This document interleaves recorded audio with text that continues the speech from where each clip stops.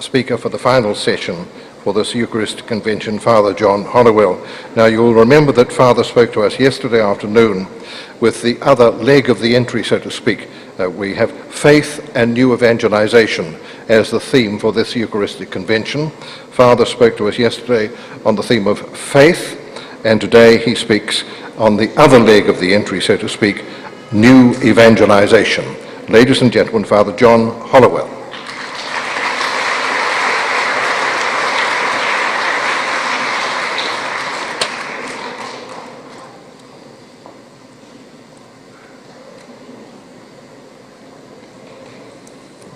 I've got a watch here, so don't worry.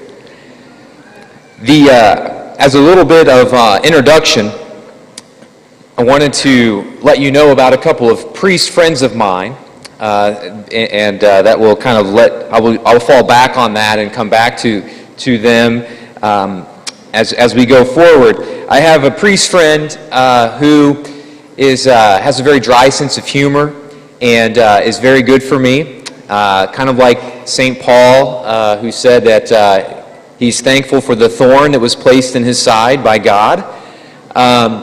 This priest friend of mine calls me Blog Boy. Blog Boy. And so he'll call me up and be like, "Hey, Blog Boy, what's going on?"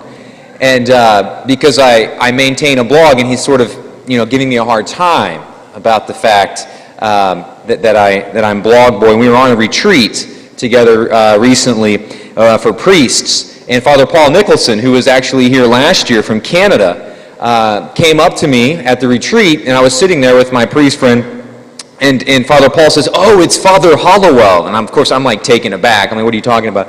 And Father, my priest friend who was there, has still failed to let go of that moment, and continues to give me a hard time about that. I have another priest friend who, maybe you've seen the Matrix poster, priest. A lot of seminaries, it was a poster that has actually made it to 6 of the continents. It may be on Antarctica, I don't know. But it's definitely on 6 continents. It's a priest who is talking about, it's this idea of kind of advertising vocations and the joy of vocations. And he was all over the news, the national news shows, being interviewed about that and so forth. So I have some really good priest friends who are in my life. And so then I want to share with you then, the reason I bring them up is because I want to tell you why I believe I am the perfect person to give this talk. And you might be thinking, oh, well, here, an arrogant American, he thinks he's the perfect person to give this talk about the new evangelization as a priest. But the reason I bring that up, when I was telling everyone, actually someone in our chancery, who's also a good friend, but is in sort of the power structure of the archdiocese, when they heard that I was going to New Zealand to give a talk on anything, they didn't care what it was on. They just said the fact that Father Hollowell, who's been a priest for 3.5 years, they said, "Why in the world do they want you?" And I said, "I don't know, but they're paying for my plane ticket, and I want to go." And and there's hobbits there.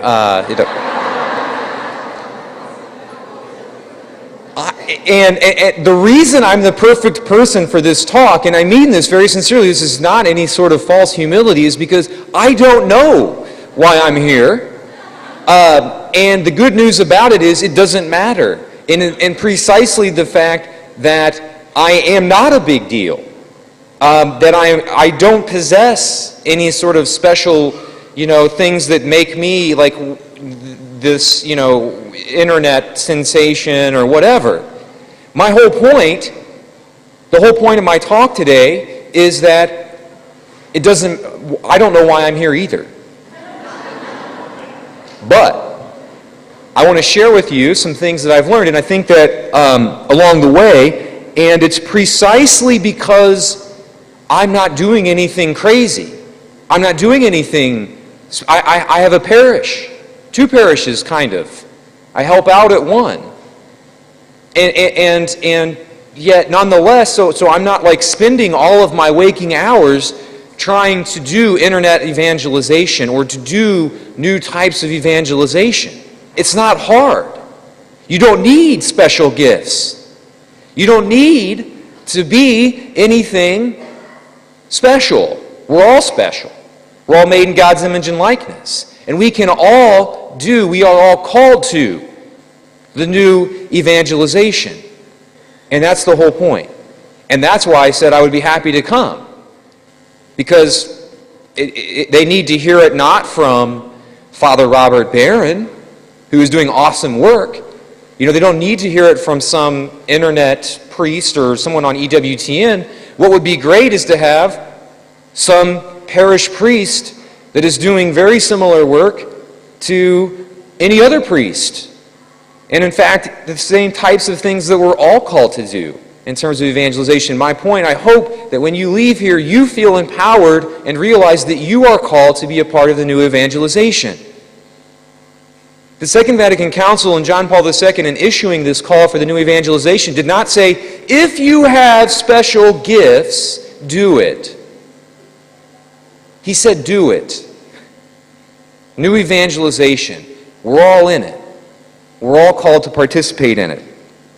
I want to describe to you or paint a scenario for you. There's a continent of people filled with approximately 1 billion people who are all hopeless, desperate, looking for answers, looking for the truth. And they have not heard the gospel of Jesus Christ. They have not heard the real presence. They have not heard the Catholic Church, the truth of the Church, the truth of God presented to them before. That continent is out there. And God, Christ, says, as we reflected on, as we heard in our gospel on Saturday, and it says elsewhere as well, He says, go to all the nations, all of them, and spread the good news. He didn't say, go to the nations where you feel comfortable. Go to the nations where you speak the language. Go to the nations only where you feel like you have what it takes to be there. He said, go. And that continent is real. It's called the internet. There are billions of people on there, atheistic, never having heard the real gospel presented to them. They may have heard Jesus Christ, but it may have been someone yelling at them. It may have been someone who had evil motives. They may have been abused. They've never heard Jesus Christ presented to them. There's billions and billions of them, and yet most of us hesitate to go there. I don't have special gifts or talents. I mean, we all have talents. I don't mean like, God didn't do anything for me. God gives us, but I think sometimes there's a fear. And I try to get other priests. It's like, guys, let's go. Put your homily online. Get a kid who can do that in his sleep. The camera costs less than your candlestick on your altar. Put a tripod in the back of your church, turn the camera on, record your homily. Put it online. But people are afraid all the time. I hear it from priests. Well, I'm afraid that it would make me a narcissist. Or I'm afraid that they would compare me to some other priest. Or I'm afraid that if I didn't do my very best, and people would be mad at me, or I would look stupid, or I would look like a failure, or I wouldn't do a good job. God doesn't care.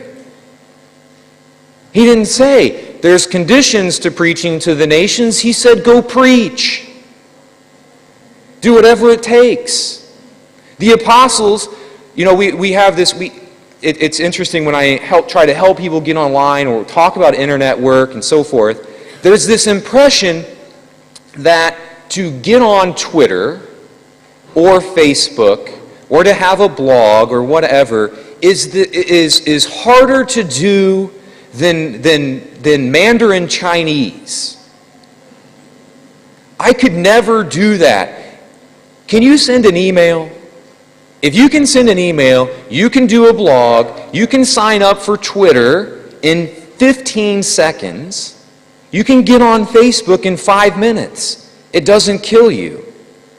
There's no test like, oh, are you a hip young person who knows what you're doing here?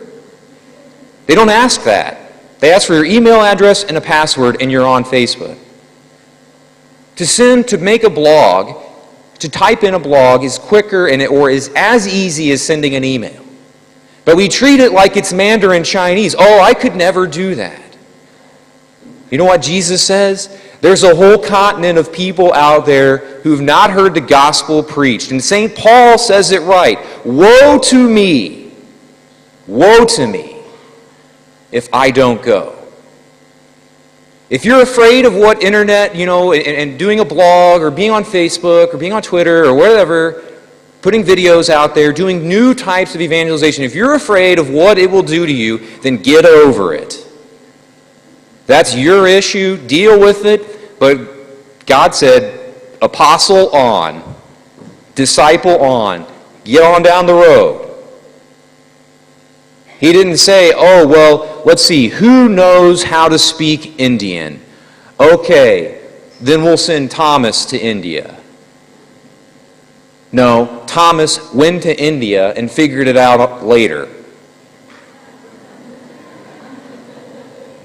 Thomas said, woe to me if I don't preach, and if I get there and I show up and they speak some new language, I'll learn it. And the Jesuits who would go all over the world in their heyday evangelizing, they didn't they went. They went, and we are called to do that. There's a whole continent, again, of people. And it's never been easier to go, and yet we have so many people that don't. And my invitation to you, my challenge to us today is to think about that. So I guess in some ways it's I think it's actually kind of sad that I'm here. I think it's kind of sad that I stand out in some way. I really do. Because I'm teaching a high school class for 3 years. And I filmed that and I put it online, and people act like that's something that no one else is doing. And I look to the heavens, I look to God and say, why?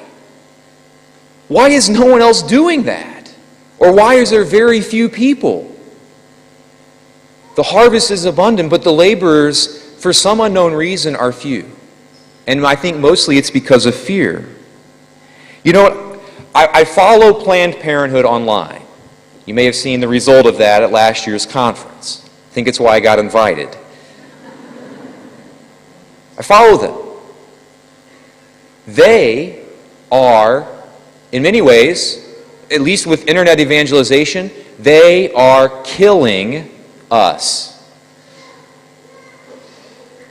You want to find a group of people who aren't afraid, who dive in, who say, you know what, I'm going to internet evangelize this continent of people who are looking for the truth. If we don't preach it, there is an army of people from the culture of death who are thrilled and prepared and mobilized and have a message and are ready to preach, and it's demonic. But why? Why do they gain traction? Because we're not putting out anything, because we're afraid. Or we don't think that we have the ability to sign up for an email account. Or we think if I put my homily online, or if my priest puts his homily online, or if I start a blog for Catholic moms, or if I start a blog for dads, or being a Catholic man, or getting on Facebook and spreading around pro-life articles, or getting on Twitter and utilizing that, we're afraid. And in our fear and in our paralysis, in comes the culture of death as an army of people who are on point, organized, and ready to swoop in and grab our young people by the throats and carry them off to hell. And I think that we will have a lot to answer for. And priests will have a lot to answer for their silence. I think about all the time, I think I had this kind of this funny dialogue or this sad dialogue show up. Imagine as a priest, you're at the pearly gates of St. Peter's of heaven. St. Peter is there, taking tickets. And an anonymous priest walks up and says, or an anonymous Catholic really, but let's stick to priest for a moment. Anonymous priest walks up and St. Peter says, "Hello, Father. Welcome.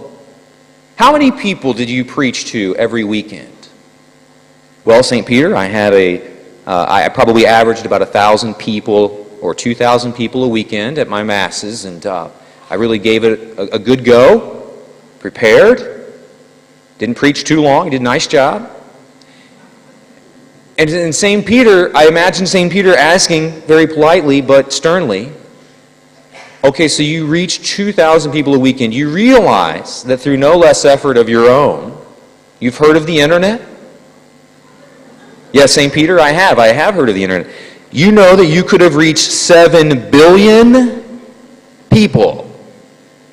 "Well, I did, but I don't know. I was afraid of what I would become, or I might become a rock star, or people might want to fly me to New Zealand, or...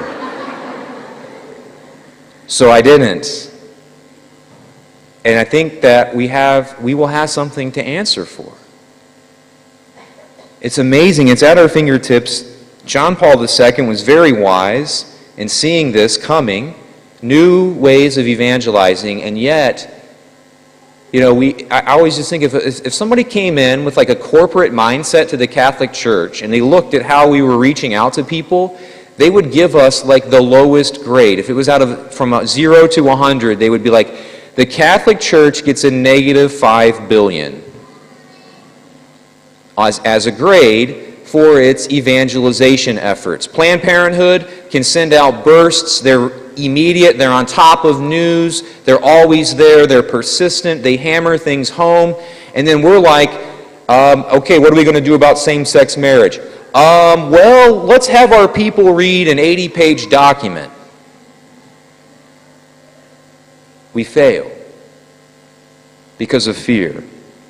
And we have to change that. And so I want to offer here, these final 10 minutes, I want to offer to you a couple of things, a couple of lessons that a novice priest, someone with no special internet abilities, I can't type, blindfolded or anything like that. Lessons of a novice priest from the internet, from the blogosphere. And I would like to title these, and I would like us to think about that gospel commandment to be shrewd as serpents and simple and as innocent as doves. We are called to be people of love. But if we do not study the way that the devil gets his message out, we are disobeying Christ's direct command. We are asked to be shrewd as serpents. Are we? Or are we watching our children simply be carried off by the vultures in the culture of death? Lesson number 1. Written things are good. So if you're going to get out there on the internet and you got something that's written, that's great. But studies have shown that videos are much, much more powerful. So you see sometimes people that are engaged in internet evangelization who will, again, as we were talking about the 80-page document, who will say, okay, well, a good first step is to kind of pass articles out, and say, hey, on your Facebook, hey, here's a great article I just read. It's safe. You're not judging them. You're just saying, hey, check this out. But that's step 1, and to realize that videos are even more powerful. And they say 4 times more powerful than that are images. Looking for good images and things that convey our gospel truths and our gospel messages and sharing them with the world is even more powerful. So we need to make sure that we're paying attention to that hierarchy of things as we engage those in the culture of death who are currently in its clutches. Number 2, we have someone contacted me from YouTube after I did the I Have a Say thing. It was a Catholic. And he said, hey, I can't, I got to do this off the record. It was really kind of strange. But he was saying, hey, I'm from YouTube. I can't tell you, I got to do this. I got to call you from home. It was like, wow, I'm CIA here or something. But he said, I want to share with you some lessons that I've learned. I watched your video and it was good, and I want to help you in your internet evangelization. And he said one of the things that they found at YouTube is that the average person watches for 87 seconds before tuning out or deciding to keep watching. You have 87 seconds to convince someone of the point that you're trying to make. And if they're not convinced, if young people are not convinced, especially after 87 seconds of watching something or reading something, they will trash it. So we need to realize we have a lot of work to do in terms of focusing our message and getting it down to, what are you trying to say? What are we trying to say to people? What do we want them to hear? In the United States, we had this voting guide, for how to vote as a Catholic, and it was 40 pages. No one read it. And the people that did were, a lot of people took it and twisted it. They found some word, because when you go on and on and on, you're bound to say something that's wrong. And so somebody took it, people were taking it, the culture of death took it and twisted it. Be brief, be focused, be on point. I love Twitter. If you're not familiar with Twitter, Twitter gives you 140 characters, about, 15 words or so. Twitter forces you to make a point. And there are some people who can't make a point because they don't have a point. And they'll just go on and on. So with Twitter, you can say, they can only go so far before you cut them off. We as the church have a lot to do, and we as Catholics have a lot to do to recognize that we need to focus our message. Mark Twain once said, I didn't have time to write you a short letter, so I wrote you a long one. I love that. We as the church sometimes, we didn't have time to write you, to summarize what we want you to understand. We didn't have time to summarize or to make it short, so we wrote a lot. I love encyclicals. I read them myself. But I can tell you that the atheist, the kid that thinks he's an atheist that's 16 years old, that's into drugs and alcohol, is not going to read Deus Caritas Est.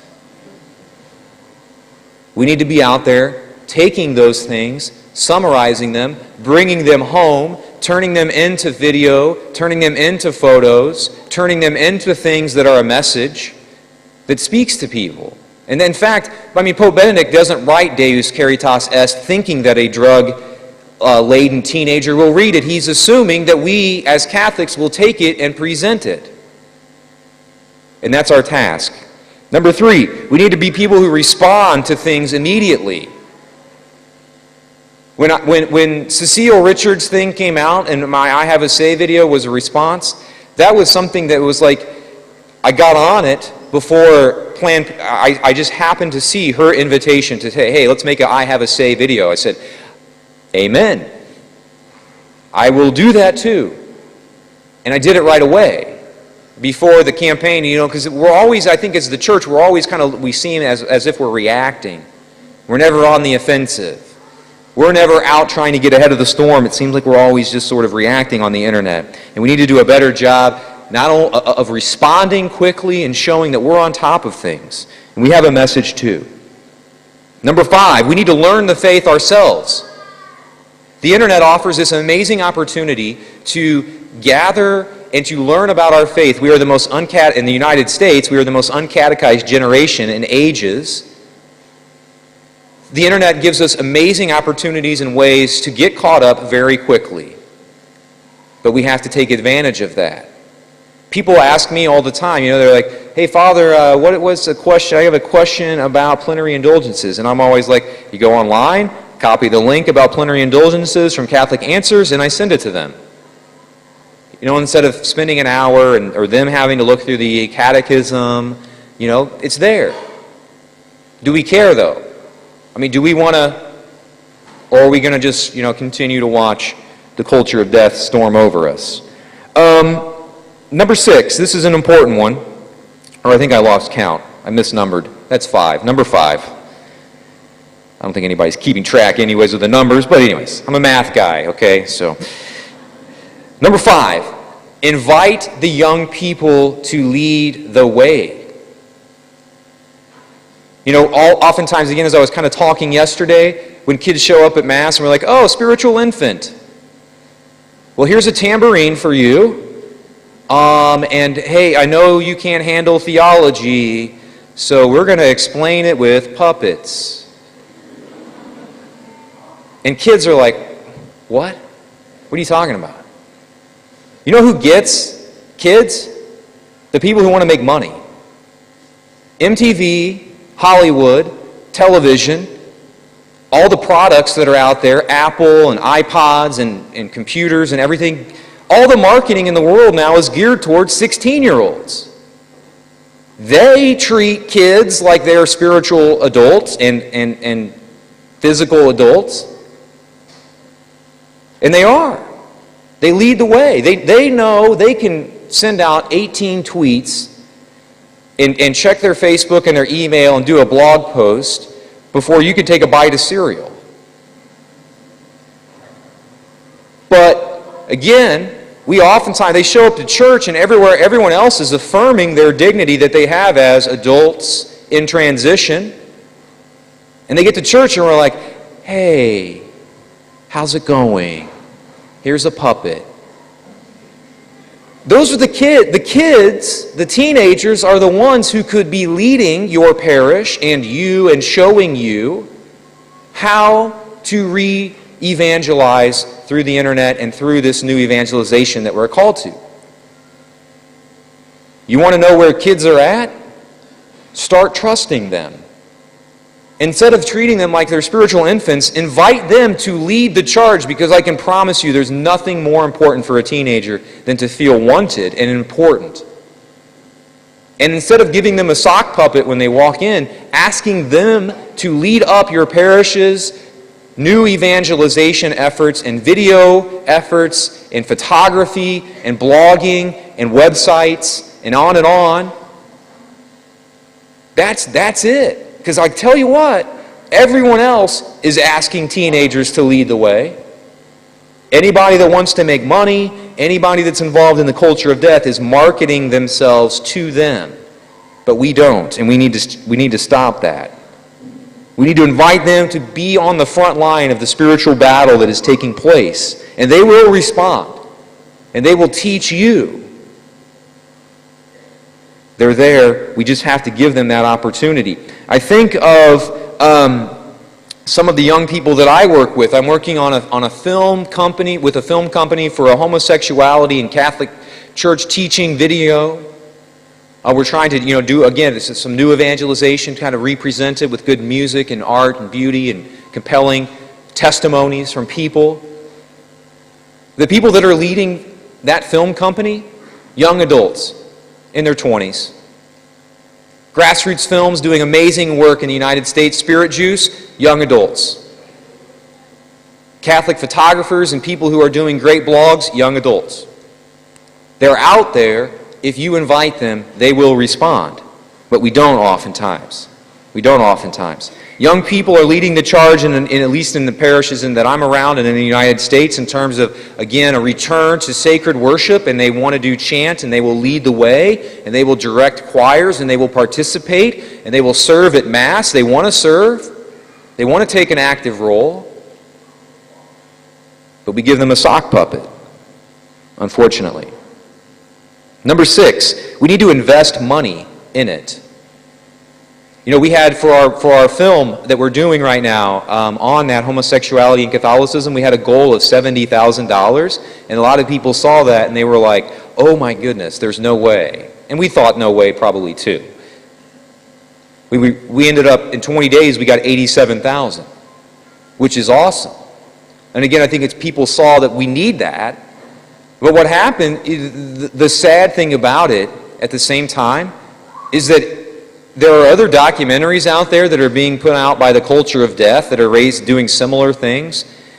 And even like stupid documentaries. Like we were looking at these websites that help you raise money for documentaries. And there were ones that were doing documentaries on video games. They raised $350,000 from people. We have to kind of imagine and re-understand. St. Peter's Basilica in Rome has converted more people than all of the preaching that's ever taken place there. But it wasn't free. We have to invest and put our money into things and into this new evangelization, and support and look for artists and young adults and other people who are out there doing these types of efforts, and we need to invest in them, because I can promise you the culture of death is. The culture of death is investing billions of dollars into movies. Are we countering that? Are we trying to offer an alternative, or are we going to continue to just watch the vultures come in and carry our children and ourselves off into the distance? The final piece that I'll leave you with is that the new evangelization is not just the territory of the priests, it is the territory of the laity as well. And it may have been, at least it was in the United States for many years, that the model was, as a layperson, I don't have to worry about who's coming to church. I don't have to go knock on doors. I don't have to I don't have to evangelize. I don't have to go out to the streets. I don't have to do blogs or videos or art or whatever. I don't have to call to people. Father does that. That's Father's thing. I just show up at Mass. And John Paul II kind of kicked the door down on that. Said, wrong, not anymore. It's not Father's job anymore, it's all of our jobs. And in fact, it was a problem when we used to think that it was just Father's job. We're all called to it.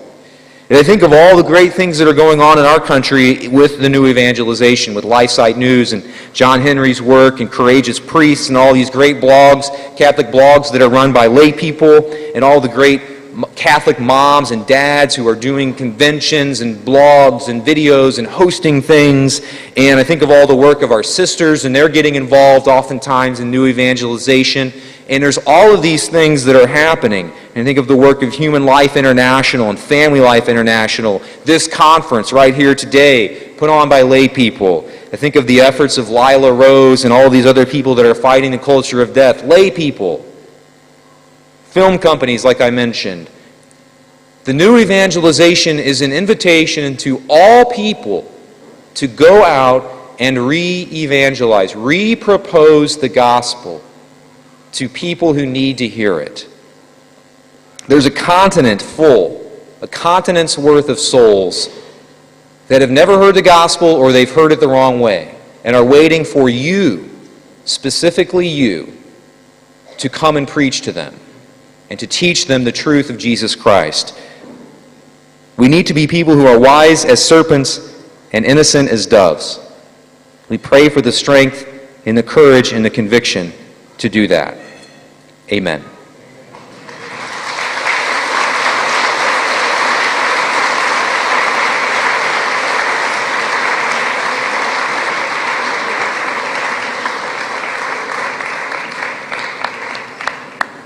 Evangelization.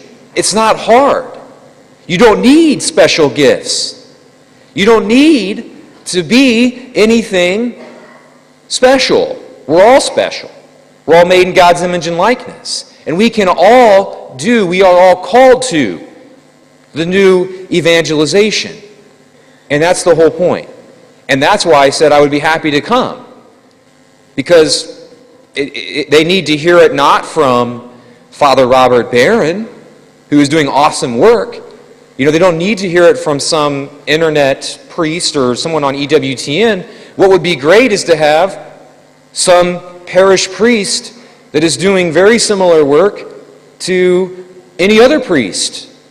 And in fact, the same types of things that we're all called to do in terms of evangelization. My point, I hope that when you leave here, you feel empowered and realize that you are called to be a part of the new evangelization. The Second Vatican Council and John Paul II, in issuing this call for the new evangelization, did not say, if you have special gifts, do it. He said, do it. New evangelization. We're all in it. It's this idea of kind of advertising vocations and the joy of vocations.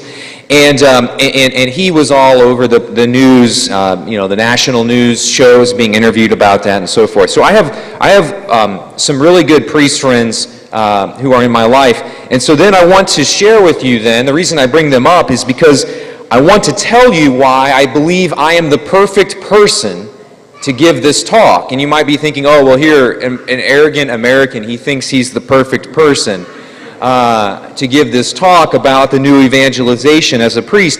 But the reason I bring that up, when I was telling everyone,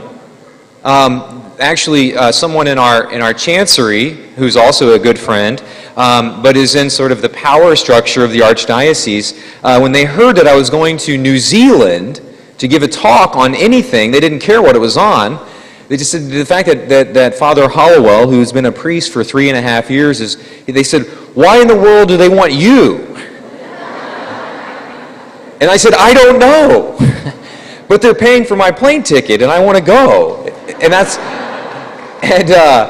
And there's Hobbes, who said that he's thankful for the thorn that was placed in his side by God. This priest friend of mine calls me Blog Boy. Blog Boy. And so he'll call me up and be like, hey, Blog Boy, what's going on? And because I maintain a blog, and he's sort of giving me a hard time about the fact that I'm Blog Boy. And we were on a retreat together recently for priests. And Father Paul Nicholson, who was actually here last year from Canada, came up to me at the retreat, and I was sitting there with my priest friend, and Father Paul says, oh, it's Father Hollowell. And of course, I'm like taken aback. I mean, what are you talking about? And Father, my priest friend who was there has still failed to let go of that moment and continues to give me a hard time about that. I have another priest friend who, maybe you've seen the Matrix poster, priest. A lot of seminaries, it was a poster that has actually made it to 6 of the continents. It may be on Antarctica, I don't know. But it's definitely on 6 continents. It's a priest who is talking about... Speaker for the final session for this Eucharistic Convention, Father John Hollowell. Now, you'll remember that Father spoke to us yesterday afternoon with the other leg of the entry, so to speak. We have faith and new evangelization as the theme for this Eucharistic Convention.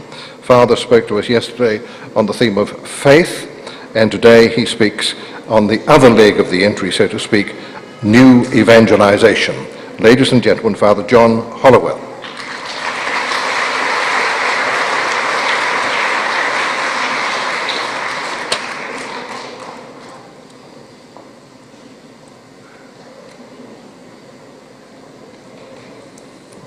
I've got a watch here, so don't worry.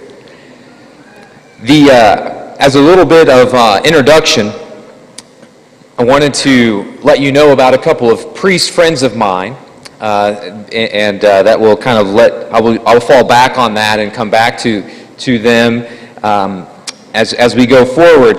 I have a priest friend who has a very dry sense of humor and is very good for me. Kind of like St. Paul, it's there.